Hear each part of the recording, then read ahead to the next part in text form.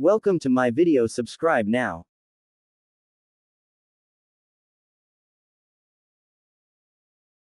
The Last Flight of Trust. The morning sun painted the sky in shades of amber and gold as Captain Michael Chen walked through the employee parking lot of Louisville International Airport. His leather flight bag hung from his shoulder, worn smooth by 15 years of service with UPS Airlines.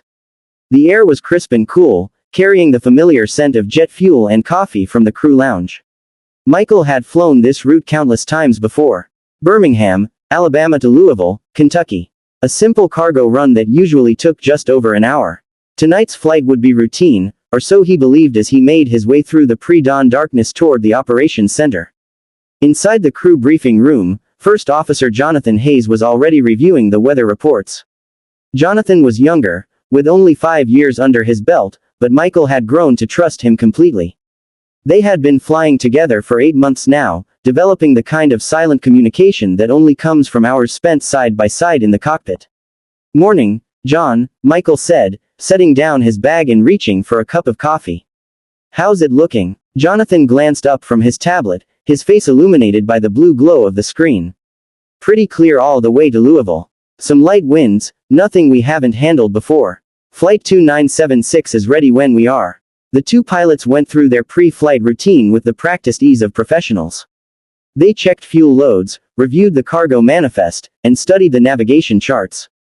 Everything was standard. Everything was normal. The kind of night that made them feel grateful for their jobs, for the simplicity of moving packages through the darkness while the world below slept.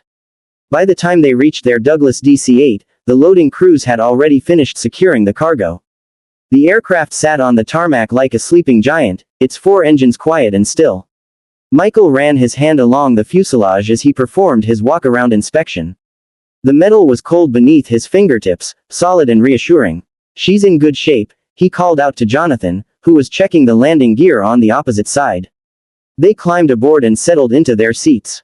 The cockpit smelled of leather and electronics, a familiar combination that felt like home to both men. Michael adjusted his seat and began the startup checklist while Jonathan communicated with ground control. The engines came to life one by one, their deep rumble vibrating through the entire aircraft. Michael felt that familiar surge of anticipation he always experienced before takeoff. No matter how many times he flew, that feeling never diminished. The sense of responsibility, the connection to the machine, the knowledge that he held the power to defy gravity itself.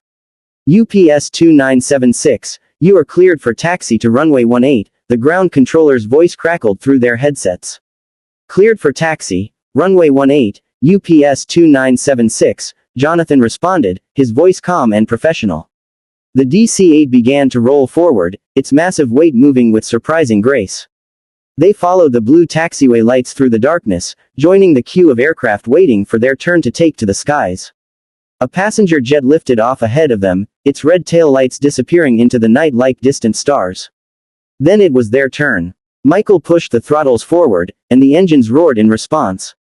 The aircraft accelerated down the runway, faster and faster, until that magical moment when the wheels left the ground and they were airborne. Birmingham fell away beneath them, a grid of yellow streetlights growing smaller with each passing second.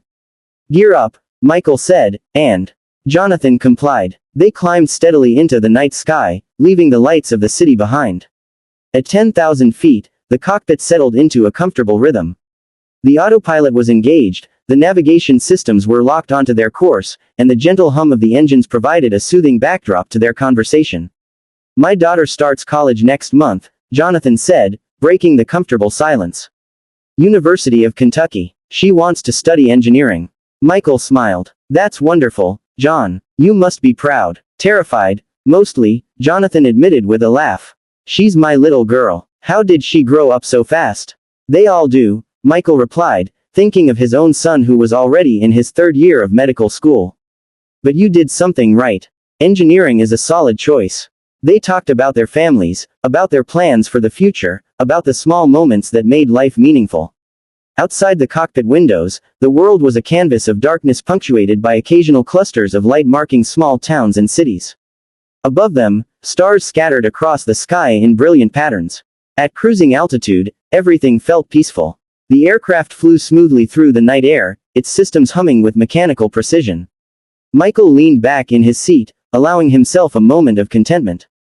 This was why he loved flying at night. The solitude, the quiet beauty of the world from above, the sense of being suspended between earth and sky. Louisville Center, UPS 2976, level at flight level 230, Jonathan reported to air traffic control. UPS 2976, Louisville Center, Roger. Contact Louisville approach on 124.75 when ready for descent. The flight continued without incident. They passed the halfway point, then began their gradual descent toward Louisville. The city appeared on the horizon as a soft glow against the darkness, growing brighter as they drew closer.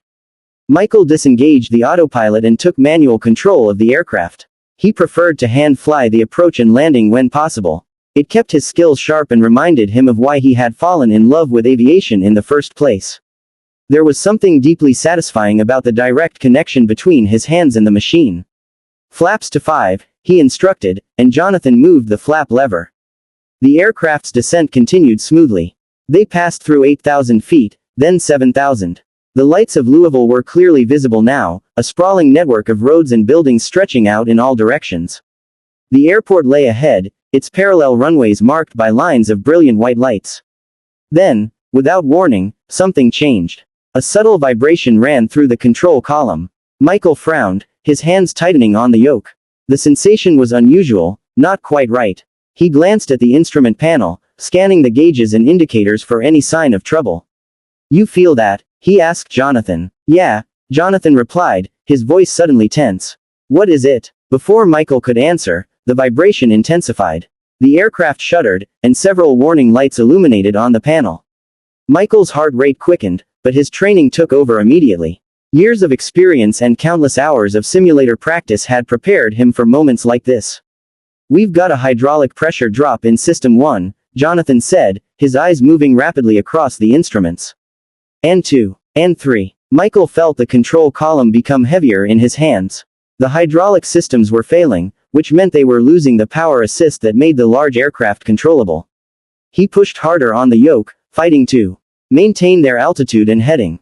"Declare an emergency," Michael said, his voice steady despite the adrenaline coursing through his veins. "Tell Louisville we need immediate vectors for landing." Jonathan keyed the radio. "Louisville approach, UPS 2976 declaring an emergency. We have multiple hydraulic failures and need priority handling for immediate landing." The controller's response was quick and professional. "UPS 2976, Louisville approach, roger your emergency. Turn left heading 030, vectors for runway 28 right. Emergency equipment is rolling." Michael banked the aircraft to the left, using all his strength to move the control column. The DC-8 responded sluggishly, fighting him every inch of the way. Sweat beaded on his forehead despite the cool air conditioning.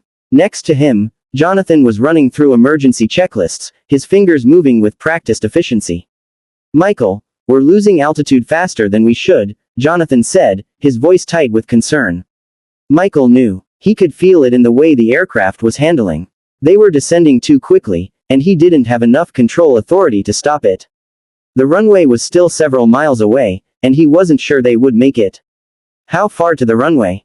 he asked, not daring to take his eyes off the windscreen. 3 miles, Jonathan replied. "We're at 4,000 feet. The mathematics were simple and brutal. They were dropping at nearly 1,000 feet per minute, and they needed to cover 3 miles of distance." Michael did the calculation in his head and felt his stomach tighten. It was going to be close. Very close. The lights of Louisville passed beneath them, so near and yet impossibly far from the airport. Michael could see cars on the highways below, houses with their porch lights on, people living their ordinary lives with no idea that a wounded aircraft was struggling overhead.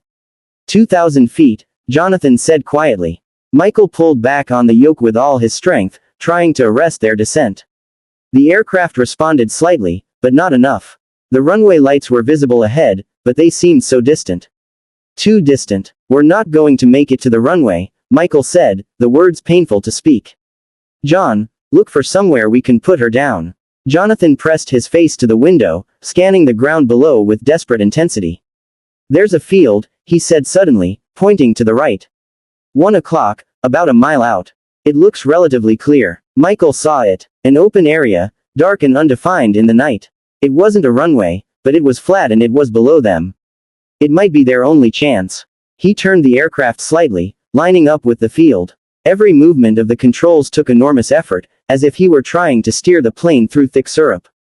The altimeter unwound steadily. 1,500 feet. 1,000 feet. 500 feet. Brace yourself, Michael said to Jonathan. In those final seconds, Michael thought about his wife, about his son, about all the flights he had completed safely over the years. He thought about how this was supposed to be routine, just another cargo run on just another night. He thought about Jonathan's daughter starting college next month. Time seemed to slow down as the ground rushed up to meet them. Michael could see individual trees now, the darker shapes of buildings, the texture of the earth. He pulled back on the yoke one last time, trying to flare the aircraft for landing, to cushion the impact just enough. The DC-8 touched down hard, bouncing once before settling onto the ground with a tremendous crash. The landing gear collapsed immediately, and the aircraft slid forward on its belly, tearing through the earth. The sound was deafening, metal shrieking, engines roaring, systems failing all around them. Michael held onto the control column as the aircraft spun, his body thrown against the restraints of his harness. Equipment broke loose and flew through the cockpit. Lights flickered and died. For a terrifying moment, he thought they might flip over, but somehow the aircraft stayed upright. Then, finally, they stopped moving. The sudden silence was almost as shocking as the noise had been. Michael sat perfectly still for a moment, unable to quite believe that it was over. His hands were still gripping the control column, his knuckles white with tension. Next to him, Jonathan was breathing hard, his face pale in the dim emergency lighting. "John," Michael said, his voice hoarse. "Are you okay?" "Yeah," Jonathan replied shakily. "Yeah, I think so."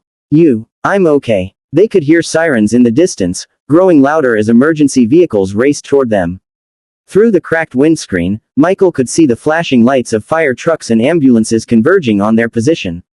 "We need to get out," Michael said, unbuckling his harness with trembling fingers. "Just in case." They scrambled out of their seats and made their way to the emergency exit. The hatch opened with a hiss, and they jumped down onto solid ground. Michael's legs nearly gave out beneath him, but Jonathan caught his arm and steadied him. They walked away from the aircraft together, putting distance between themselves and the wreckage. Only when they were a safe distance away did they turn to look back at what remained of Flight 2976. The DC-8 sat in the middle of the field like a broken bird, its fuselage cracked and buckled, its engines silent. Foam from the fire trucks covered the aircraft in white, and dozens of first responders swarmed around it, making sure there was no risk of fire. Michael and Jonathan stood side by side, watching the scene in stunned silence. They had survived. Against all odds, against the failure of every system they had relied upon, they had brought the aircraft down and walked away. It seemed impossible, and yet here they stood, breathing the cool night air, alive. A paramedic approached them with a medical kit. "Are you the pilots? Are you injured?" "We're okay," Michael said, though he wasn't entirely sure that was true.